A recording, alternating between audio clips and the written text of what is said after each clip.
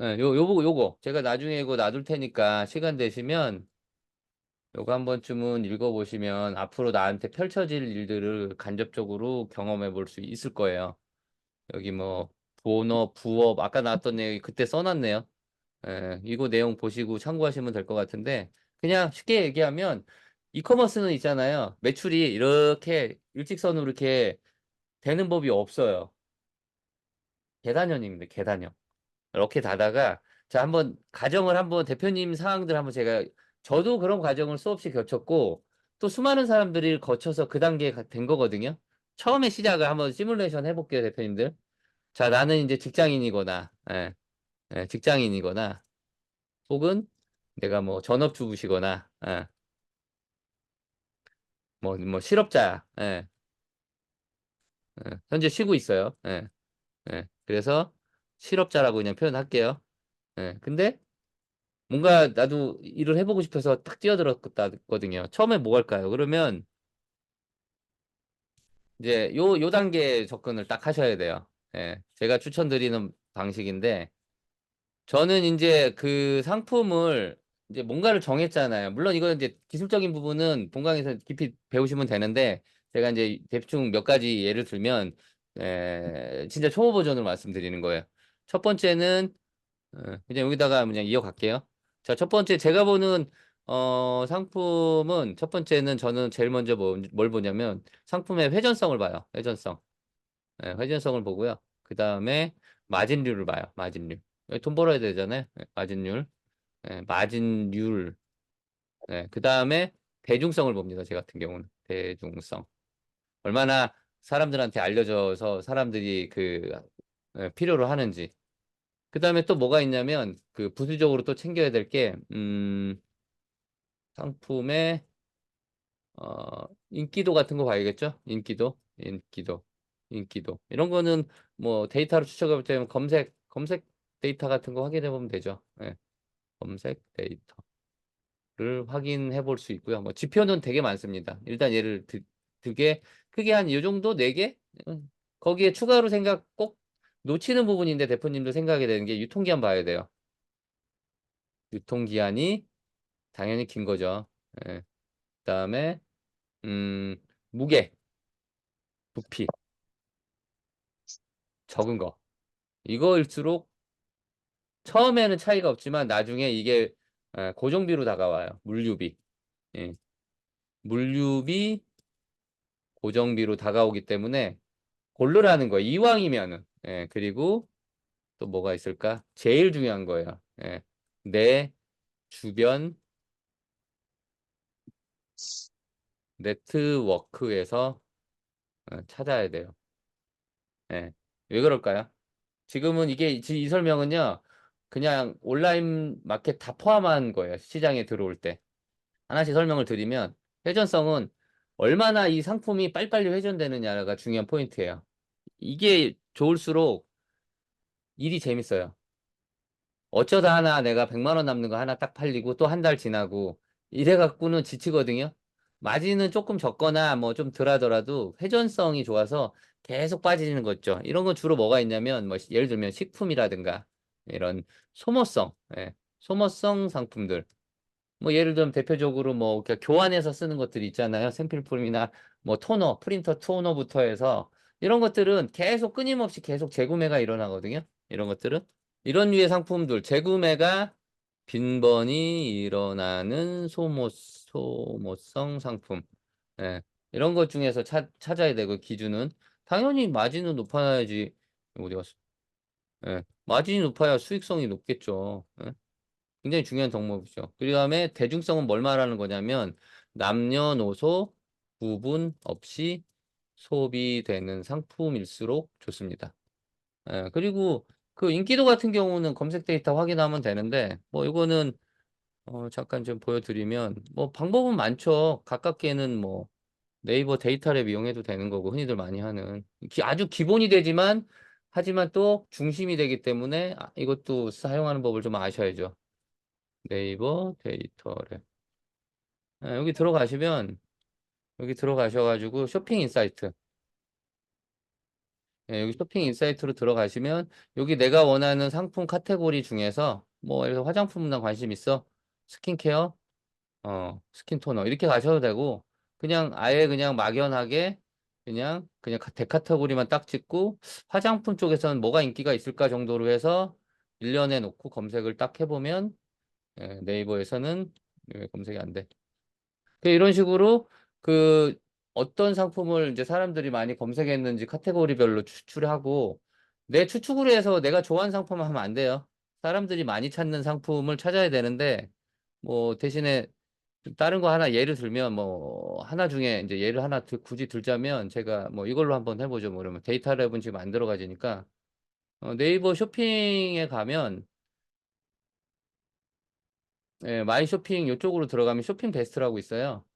결국에는 여기 보여지는 뿌려지는 내용들이 결국 아까 네이버 데이터랩에 있는 데이터 땡겨오는 거거든요. 근데 차이가 있으면 이건 눈으로 좀 쉽게 볼 수 있는 이미지화되어 있는 데이터라고 봐야죠.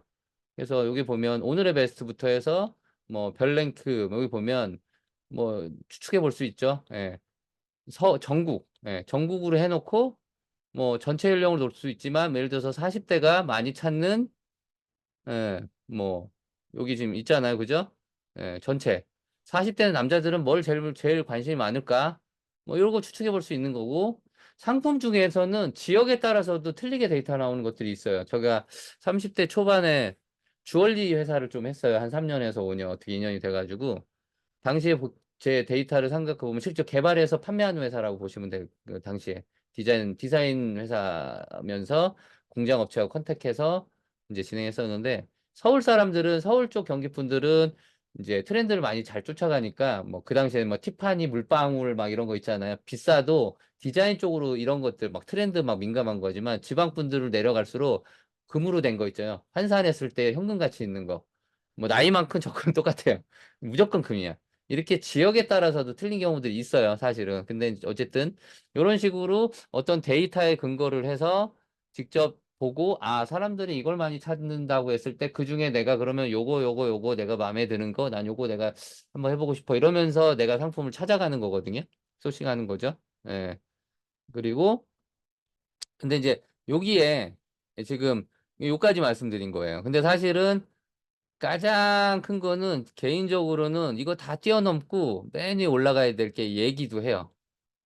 예. 이게 왜 그러냐면 온라인 이쪽 그 이커머스 돌아가는 판을 한번 보자고요. 예. 저는 이거를 수없이 많이 당했기 때문에 그 오픈마켓은 일단은 전국구 경쟁 시장이에요. 우리 지금 네이버에서 뭐 해볼까요? 예, 아무거나? 뭐 지금 데이터랩에 뭐가 문제가 있나 보네요. 네이버. 네이버는 서버가 한 대가 아닙니다. 수많은 플랫폼과 검색 엔진만 해도 수백 대에서 수천 대의 컴퓨터 서버가 돌아가고 있을 거예요. 예, 근데 얘네들이 무슨 장비 교체를 하거나 할 수도 있는 거고, 그래서 얘는 정상적으로 돌아가잖아요. 근데 데이터랩만 안 돌아. 걔네 서버에만 무슨 문제가 있는 거예요. 참고로 저는 그런 일을 관장을 하거나 관리를 했던 잡이 제 IT 쪽의 시스템 엔지니어, 네트워크 이런 쪽에 그 일을 했던 사람이라 누구보다도 저 알죠. 그 서버를 직접 핸들링하거나 직접 운영을 했던 사람 중에 하나니까 제가 그래서 이런 센터에 직접 들어가 가지고요. 자, 여기서 한번 검색을 해볼게요. 쇼핑 검색해서 뭐 예를 들면 그냥 쉽게 하니까 만두, 비비고 만두 가지고 한번 해볼게요. 비비고 만두. 아, 비비고 만두면 쭉 검색대들 나오잖아요. 뭐 CJ가 1등이니까 많이 나오고 옥션도 들어가 있고 막 아까 그 제가 말씀드린 게 이제 이해가 되시면 왜 이렇게 보여지는지 알 수 있을 거예요. 다 입점한 거예요. 그 뭐냐 쿠팡에. 자, 근데 이게 어떤 그림이 나오냐면 처음에 이제 아이고 텍스트가 어디 갔어? 처음에 시작을 하면 처음에 뭘 하냐면 옆에 놓고 대표님들 이거 이렇게 가요. 그리고 이렇게 또 가리킬 거고. 그 처음에는 먼저 온라인부터 검색을 하고 그나마 이런 데이터베이스를 가지고 이제 조회를 하게 할 거 아니겠습니까? 이거 다 꺼버릴게요. 이 창이 너무 많아. 비비고 만두. 이렇게 해서 할 거 아니겠습니까? 그러면 이제 여기 딱 클릭하면 이제 위에는 광고, 돈 주고 네이버는 광고 회사라고 그랬죠? 총 한 4개 정도 걸립니다. PC에서는. 그리고 중간쯤에가 한 번 더 있어요. 그 다음에 그 다음 페이지. 그리고 이 페이지 넘어가면 거의 이제 나가리라고 봐야죠. 그쪽은 매출이. 근데 어쨌든 이제 모바일은 이게 한 두 개로 줄어듭니다. 근데 어쨌든 이런 식으로 이제 경쟁을 하게 됩니다. 온라인에서. 마찬가지로 가장 첫 번째 할 거는 사람들은 해당되는 상품을 찾아보고 뭐가 제일 많이 팔릴까를 볼 거예요. 그다음 판매 개수라든가 리뷰도 훑어볼 거고 이쪽에 오른쪽을 보면은 요즘 카탈로그 서비스로 묶여 있을 텐데 여기 들어가 가지고 사람들 보면 이게 소위 말하는 직접 들어와 보니까 이 더 많은 사람들이 이 10원짜리 경쟁을 하고 있죠. 590원, 2만 원, 10원짜리 전쟁하고 있는 거예요, 둘이. 예. 이런 전쟁을 하고 있단 말이에요, 지금 온라인 같은 경우는. 그래서 이 오픈마켓 같은 경우는 승자 독식. 1등이 7, 80%다 가져가요, 그냥 시장을. 그래서 1등이 다 가져가기 때문에 그 요 위에 딱 검색을 했을 때 보이는 요 상위에 걸리는 광고 빼고요. 이 업체들은 그냥 이 시장을 거의 다 갖고 가는 업체라고 보면 돼요. 예, 그래서 나머지 한 2, 3, 4위 그룹이 거기서 남은 거 조금 뜯어먹는 거죠. 여기서 굳이 보자면 뭐 다와온이라든가 써니사이드 뭐 이런 애들이 이 이름으로 안 되니까 가격을 최저가 10원짜리 전쟁하면서 끌어올리면서 이렇게 맞춰가는 거예요. 유메프가 또 누군가가 유메프의 누군가는 또 거기에서 10원을 또 낮춰놓은 거예요. 이거를 우리는 흔히들 10원짜리 전쟁이라고 하고 저는 최저가의 늪이라고 부릅니다. 이 현상을. 대기업이든 중견기업이든 다 당해요. 왜냐면 내가 지금 어느 정도 이 정도 팔고 있으면 꽉 잡고 있잖아요. 근데 이런 경쟁자들이 그 개인 사업자, 개인 판매자들이 나갈 돈이 없거든. 이분들은 내 몸값 그냥 내 시간을 녹여서 그거 파는 거잖아요. 그죠? 근데 사실 엄밀히 따지면 그것도 나도 그 시간에 다른 거를 해서 벌 수 있는 돈을 포기하고 거기다가 투입을 한 거라 기회비용인 거고 본인이 돈을 안 벌어도 그만이 아니라 본인은 다른 일을 해서 벌 수 있는 돈을 포기한 거기 때문에 결국 본인도 그게 비용인 거예요. 사실 본인 자체한테는. 맞잖아요. 그죠? 그래서 이분들은 그거를 그런 마인드를 갖고 있기 때문에 이 최저가로 달린다고요. 그래서 이게 한두 업체에 있으면 상관없는데 이게 밑으로 쭉 달리잖아요. 아마 여기가 비비고가 1등 이렇게 팔아도 누군가가 여기다가 예를 들면 5천 원에 딱 올려놓고 딱 걸어 놓잖아요. 그러면 비비고 매출 안 되고 글로 다 들어갈 거예요. 매출이. 당연한 거잖아요. 그죠? 예. 이런 시장이에요. 온라인은. 폐쇄몰은 그렇지 않죠. 내가 활동하는 내 카페, 내가 활동하는 내 단톡방, 내가 활동하는 어딘가, 거기에다가 내가 인지도를 갖고 거기다 상품을 집어넣고 나만 팔 수 있는 개념이죠. 예. 그래서 어떻게 보면은, 시장을 이제 개척하는 건 힘들어도 개척되고 나면 훨씬 안정적으로 수익을 낼 수 있는 방식이 공동구매 내지는 폐쇄물 판매기도 합니다. 자, 지금 설명을 드리다 보면, 자, 이거 드리려고 하다 여기까지 왔어요. 왜 네트워크부터 찾아야 되냐? 이런 상황이 나와요. 처음에 내가 이제 시작을 해서 상품을 받아와서 팔고 있는데 아까 그런 10원짜리 전쟁을 만난 거예요. 그러면 열심히 나도 팔려야 되기 때문에 계속 쫓아가면서 10원, 10원, 10원, 10원 하고 경쟁하면서 맨날 이것만 쳐다보고 있어야 되거든요. 내가 지금 자고 있는 사이에 누군가가 또 10원을 낮춰가지고 나보다 올리면 다음날 일어나 보면 주문이 안 들어와 있을 테니까 전쟁을 하는 거죠. 이게 스트레스가 만만치 않아. 그거 싫어서 저는 지금 식품 하고 있는데 대량으로 해서 저는 싸게 안 팔고 비싸게 그냥 돌려버리는 그 방식으로 하고 있어서. 근데 이 룰은 어떤 상품이든 공산품이든 다 동일하게 적용됩니다. 이 룰은요. 그러다 보니 어느 정도 되면 여기 구성원들이 이 본사에다가 연락을 합니다. 누군가 원래 이게 만 원에 팔아야 되는데 예를 들면 이건 거죠. 이거 원래 판매가를 8,870원에 하기로 돼 있는 걸로 나는 가격을 소비자가로 알고 있는데 누군가가 들어와서 낮추더니 지금 7,500원 해놔서 지금 하나도 안 팔린다 하고 하소연을 하는 업체들이 본사에 요청을 하게 되면 큰 대기업들이나 이런 데는 그냥 얄짤없이 가가지고 그냥 조져요, 그냥. 고소고발, 이거 뭐, 그게 무슨 뭐, 심한 경우는 고소고발, 내지는 뭐 저작권 침해로 신고합니다. 내리세요. 이게 세게 들어가는 걸 거고, 또 이제 약한 공급사나 제조사들은 그 사람들도 나한테는 고객이잖아요. 내 물건 사주는. 그러니까 그 말을 못하고 그냥 쭈삣쭈삣 하면서 죄송한데 민원이 많이 들어왔으니까 좀 내려주시거나 가격을 올려달라고 하면 또 조금 조정됩니다. 근데 또 누군가가 또 그 트리거를 줘서 가격을 낮추면 얘를 대표적으로 범인들은 어디냐면 쿠팡이나 옥션이나 11번가 이런 데죠. 왜 주말이나 이런 때 가격을 쿠폰을 내려줘 버리면 그 쿠폰이 할인된 가격이 여기 반영되거든요. 그러면 그걸 본 또 다른 누구 초보 그 스마트 스토어든 어떤 판매자들은 그게 최저가인 줄 알고 또 그 가격에 맞춰서 거기보다 또 싸게 나오고 그걸 본 그 다음에 또 다른 쿠팡 옥션 판매자 누군가는 그게 최저가인 줄 알고 거기다 또 낮추거든요. 이게 계속 순환이 돼버리면 좀만 돌아가 버리면 가격이 10,000원짜리 든 게 어느 순간 되면 5,000원 돼 있어요. 그러면서 거기서 1등으로 팔고 있던 회사는 갑자기 매출이 안 나오니까 걔네들도 눈물을 머금고 예, 가격을 맞춰버려요. 그러면 그쪽 회사로 주문이 당연히 쭉 들어오겠죠. 그 회사가 가장 잘 팔거나 판매 수와 리뷰를 달고 있는 회사일 테니까. 그러면 또 다른 업체들은 그거 기준에 대고 또 가격을, 이게 도는 거예요. 이게 온라인의 저는 최저가의 늪이라고 부릅니다. 최저가의 늪. 한번 빠지면 헤어나올 수가 없고, 중견기업이나 대기업들, 이런 업체들도 한번 빠지면 못 빠져나와요. 왜냐면, 당장 지금 1억의 매출을 내고 있던 회사인데 이런 늪에 빠져가지고 갑자기 주문이 안 들어오고 있으면 이게 손해가 나더라도 그렇게 그 가격에서 매출이라도 발생을 해야 되거든요. 그렇지 않으면 회사를 당연히 개인이 움직이는 회사와 직원 10명 두고 있는 회사와 고정비가 같겠습니까? 나갈 비용이 훨씬 많단 말이에요. 그러니까 그런 이유 때문에 등등등 이유 때문에 그런 이유로 그렇게 되는 거예요. 예, 이런 식으로 지금 되는 부분이 있고요. 내가 알고 있는 내 가족이 운영하는 그 상품, 내지는 제조, 유통하는 상품, 내 친척이 하는 거, 내 대학 선후배, 내 직장 동료, 내 누군가의 아는 지인의 누군가가. 자, 이렇게 돼버리면 이런 그림 나오는 거예요. 나중에 페트롤이 뜬단 말이에요. 이 본사나 이런 데에서 페트롤이 딱 떠버리면 거기에서 이제 한 바퀴 쫙 돌거든요. 그때 나는 그 소나기를 피할 수가 있는 거예요. 그럼 그 멋모르고 그냥 그렇게 따라가던 업체들은 그 한 번 이렇게 폐소리 딱 뜨면 전부 우수수수 나가 떨어집니다. 일단 상품 공급을 못 받게 되겠죠. 그런 회사들은. 예, 그리고 어느 정도 시간이 되면 남는 업체들만 남아요. 그리고 그 회사들이 또 시장을 또 양분해서 가게 되는데 그때 이게 굉장히 유리한 조건으로 찾아옵니다. 내 주변 네트워크라는 게. 그리고 적어도 나는 시작을 했기 때문에 기존에 뭐 1,000만 원, 몇천만 원씩 매입하는 회사보다 더 싸게 할 수는 없어도 적어도 그에 준하는 수준의 어떤 공급가를 받을 수가 있겠죠.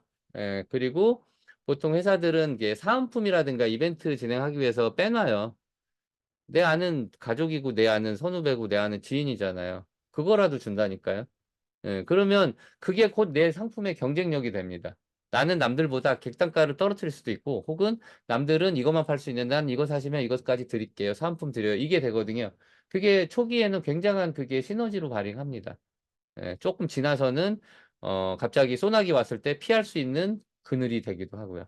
그래서 처음에는 기준은 아까 말씀드린 대로 이런 부분들 기준을 잡는 게 맞지만 그서 우선에는 혹시나 제 주변부터 살펴보시라는 말씀이에요. 그래서 저 같은 경우도 네일 쇼핑몰을 할 때 아이템 뭐 할까 찾다가 예, 제 지인 아는 동생이 자기 매형이 그 네일 아트 우리나라에서 제일 큰 브랜드 회사의 제조사 대표여서 그래서 제가 몇 년 전에 그거를 진행을 해서 한 5년 했어요. 코로나 터지기 전까지. 그래서 한 8만 명 정도까지 모으고, 뭐, 이때도 한 1억 정도 했습니다. 매출. 당시에 1억 정도 했는데, 내일 시장은 작아갖고, 그리고 그 당시에 온라인 시간 작아서, 한 1등 하니까 뭐, 한 1억 하니까 그냥 1등 바로 되더라고. 네일 아트, 1등 쇼핑 뭐 이렇게 되잖아요. 카테고리별로. 그래서, 이제 저도 이제 그렇게 시작을 한 케이스고, 그 다음에 이제 요거는 이제 플러스 알파로 이제 같은 아이템 고려할 때 생각해 볼 거는 유통기한이 일단 긴 거. 지금 저는 제일 어려운 거 합니다. 유통기한 짧은 거. 식품. 뭐, 신선식품, 뭐, 두부, 뭐 어묵 이런 거는 3일, 5일 이래요. 주문했다가 고객이 취소하면 버려야 돼요. 그래서 이왕이면 유통기한 긴 거. 그 다음에 무게나 부피가 적은 거. 예를 들어서 아까 말씀드린 그 네일 처음에 시작할 때는 저는 한 8평짜리 오피스텔에서 시작했습니다.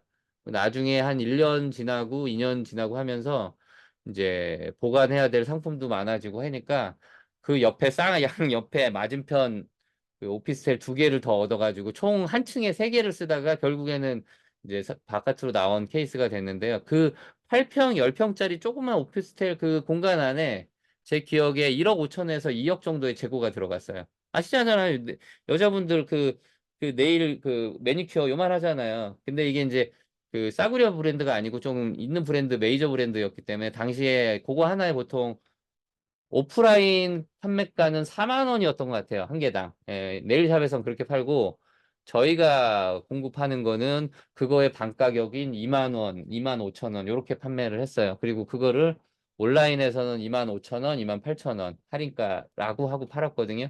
마진룸은 입고되는 거는 뭐 만 원, 만 오천 원이 들어요. 그러니까 원래 기본적인 전통 시장의 유통 구조는 두 배수로 올라가요. 만 원에 들어왔으면 그 다음 단계 2만 원이 되고 그 다음 단계는 3만 원이 아니라 4만 원 되고 그 다음 단계 가면 4만 원이 8만 원이 되는 거예요.